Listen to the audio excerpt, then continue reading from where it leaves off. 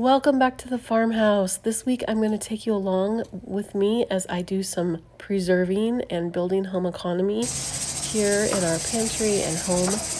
We have been on a journey with meat rabbits, and it was time to harvest those this last week. So I did put 8 meat rabbits in a large roaster, cooked them up, got them nice and browned, and then canned them with chicken broth.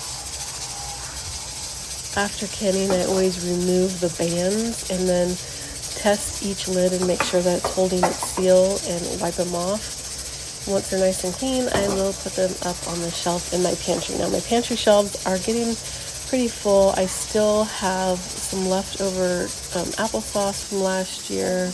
I also have some cherries that I need to use. I've got like 3 cans of pie cherries that I need to use. I have 1 jar left of the cowboy candy that we really enjoyed, 1 jar left of the peach pie filling from last year. And so I do have a few things I need to use up, but I am super excited to get these shelves filled up for this coming winter. We have so many berries coming off in the garden. We've got strawberries, raspberries, gallons of raspberries, buckets of blackberries coming off, and I need to use my freezer space for these because I really enjoy keeping those fresh in the freezer instead of canning them, which means I have got to clear out space in my freezer. So I had a whole shelf of chuck roast and arm roast, which I usually tell the butcher to turn into hamburger, but I forgot to tell them that this time. So I decided to take that chuck roast. I put at least 8 of them in the big roaster and cooked them with some seasoning until they were falling off the bone. And then I separated the meat from the fat because this was a prime beef and it has lots of fat on it. So out of 8 chuck roasts, I got 8 quarts of roast beef.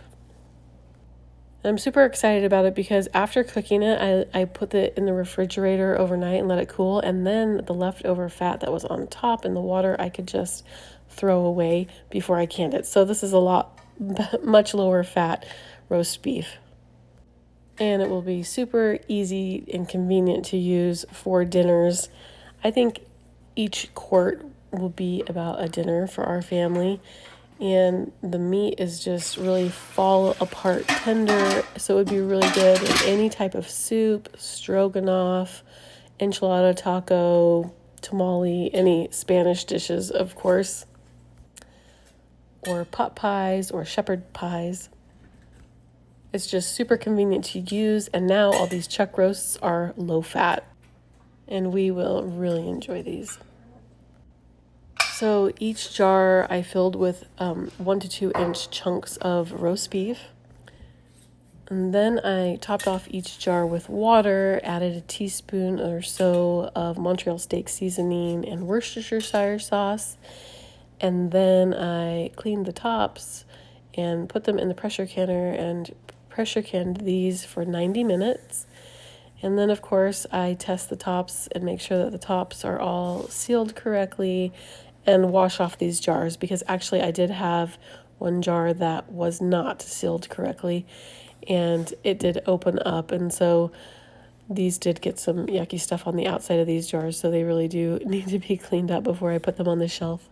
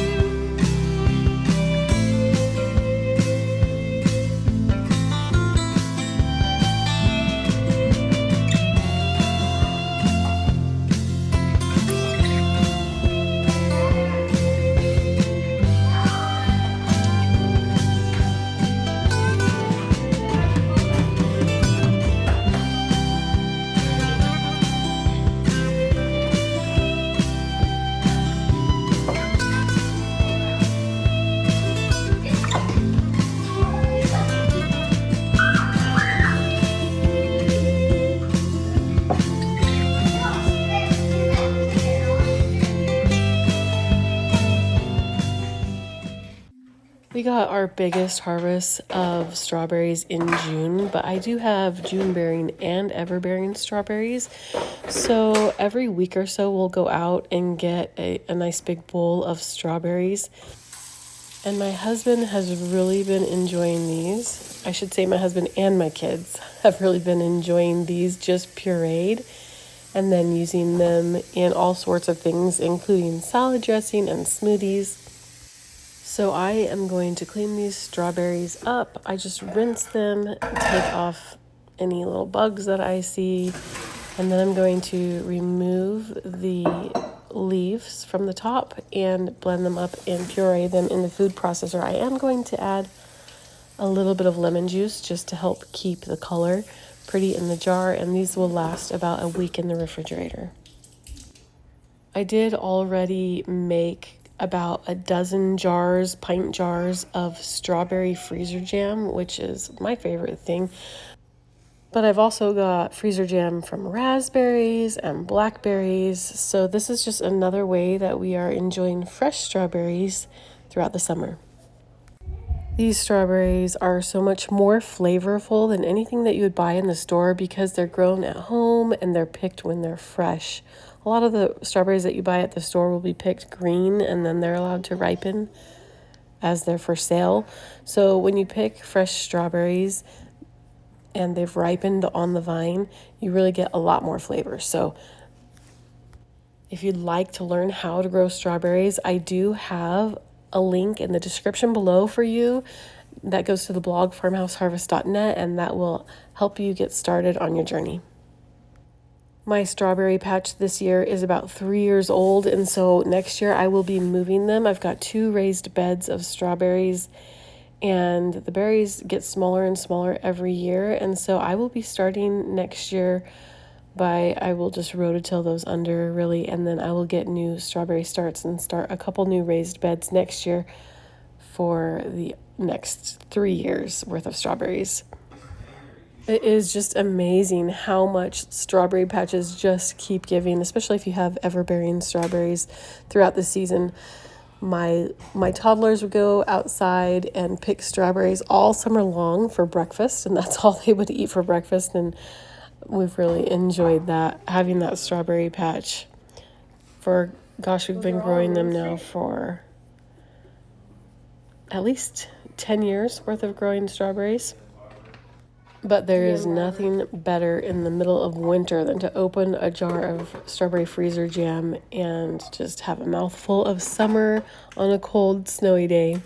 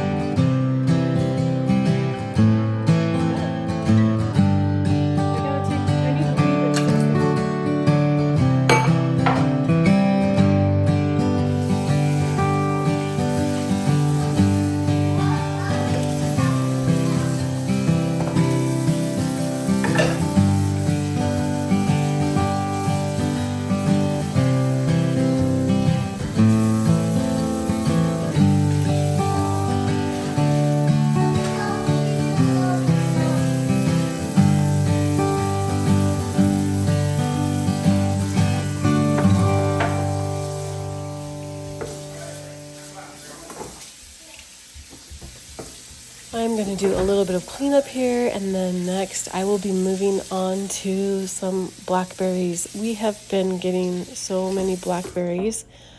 I do also have a blog post at farmhouseharvest.net that I will post below about how to grow blackberries, but we have been harvesting a couple gallons of blackberries every few days. Our blackberry patch has taken a little bit longer at this house to mature than our raspberry patch has, but blackberries are our favorite. They're huge, They really don't have a core or anything like that, and they're so full of flavor.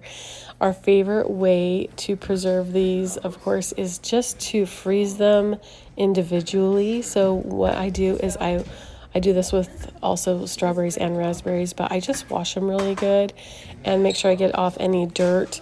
Of course, there's always bugs, little tiny bugs, nothing gross, but I'll get all the bugs off, and then any pieces of the plants that aren't berries and get those all washed off. And then I get a cookie sheet, put a nice clean dish towel on there, and then after I've drained the berries and there's not as much water in them anymore, I go ahead and spread them out on that towel, shake them out or spread them out as evenly as I can on the cookie sheet, and then I put that cookie sheet of berries straight into my deep freezer. And really it only takes a couple hours in my deep freezer to freeze these and get them to where they're nice and stiff. And then I can take it out of the freezer and I fold up the towel with the berries in it and pour them into a gallon Ziploc bag. Usually one batch will fill a gallon Ziploc bag. This batch was a little bit more than a gallon, so I did have a few left out that we just ended up eating, of course.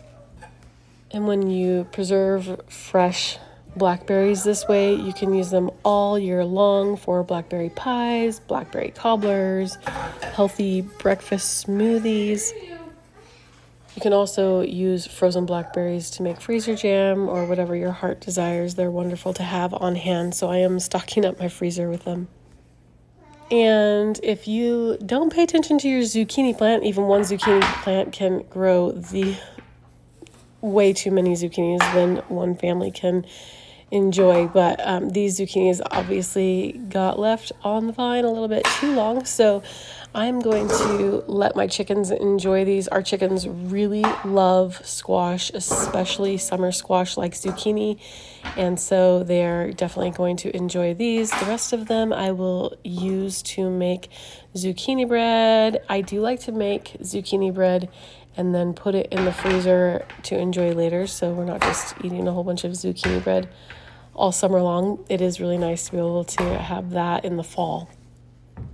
Now, some people might think that I'm wasting zucchini, but really, I have to buy chicken food anyways, and my chickens are right next to my garden. I did have one gal that would fly out, even though I clipped her wings, she'd fly out into the garden and eat whatever she wants, but she did get into something that was poisonous to her, and unfortunately, that was the death of her. But I have to pay for food anyways, and my chickens are right there looking at the garden, and they love all that garden produce. So if I can save on my feed cost for my chickens by sharing overgrown zucchinis, I am definitely going to enjoy doing that, and that will also add to the nutrition for my chickens.